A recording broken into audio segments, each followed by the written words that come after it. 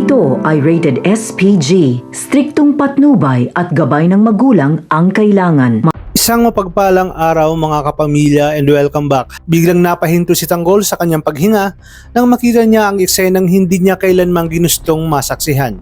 Nakagapos ang kanyang kaibigan. Sugatan, halos wala ng lakas. At sa harap ito, nakatayo si Enteng. Nanginginig ang kamay habang hawak ang baril. Nagulat ang mga tauhan sa bigla niyang pagdating. Sa isang iglap, sumabog ang galit ni Tanggol. Agad niyang itinutok ang baril kay Rigor. Habang mabilis namang kumilos si Ramon para pabagsakin ang mga armadong lalaki sa paligid. Malingaw ang mga putok. Nagkagulo ang buong lugar.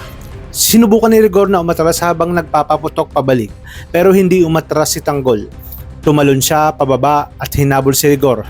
Dala ang galit at determinasyong tapusin na ang lahat. Bumaba si Rigor sa hagdan, desperadong makatakas. Sumunod naman si Ramon at Enteng.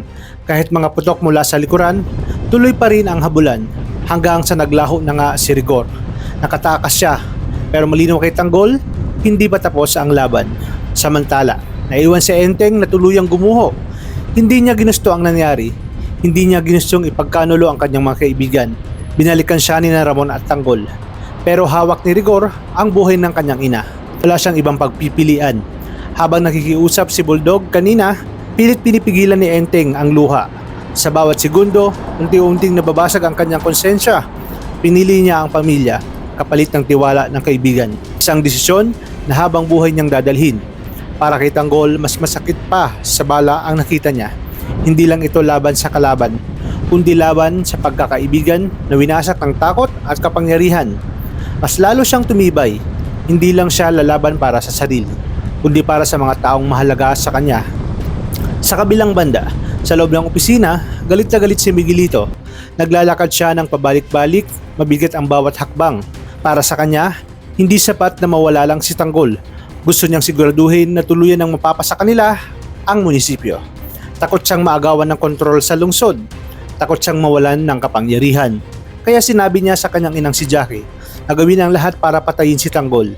Samantala, bago pa mangyari ang barilan, walang tigil sa paghahanap si Tanggol sa kanyang mga kaibigan. Ngayon si Rigor ay nagsisimula na magtago. Isa pa rin siyang banta na pwedeng bumalik anumang oras. Si Enteng naman ay inakay pa rin ni Tanggol at Ramon sa kabila ng kanyang pagtatraidor. Ngunit sa kasamaang palad ay wala na ang kanyang mga kaibigan.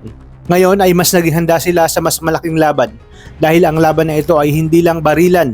Ito ay laban ng tiwala, sakripisyo at paninindigan. At habang nagpapatuloy ang kanilang kwento, isang bagay ang sigurado. Hindi pa ito ang katapusan dahil kinakailangan pang maupo ni Tanggol bilang mayor ng Maynila.